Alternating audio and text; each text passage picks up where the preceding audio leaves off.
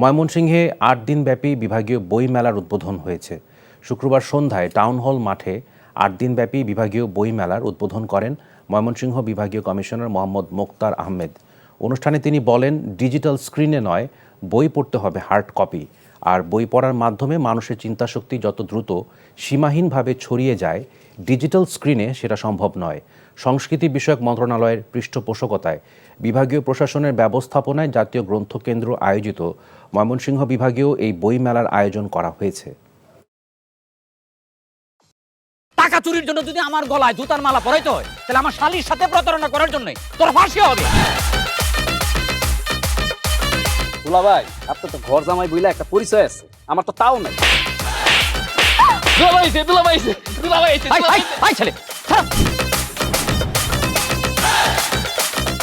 রাজনৈতিক ফ্যামিলির মেয়ে হয়ে ওই কাজ করবে। যারে পাবো হারে পিটাবো, রক্তের নেশায় ধরতে, রক্তের নেশায়, কাঁচা রক্তের নেশায় ধরতে। তোমার এই পলিটিক্স আমার বাম পকেটে থাকে। তোদের বউটা ঝামেলা পাকাই। আমি তখন বিয়ে করিনি।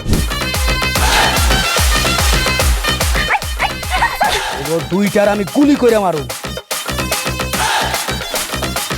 মাসুদরা কোনোদিন ভালো হয় না।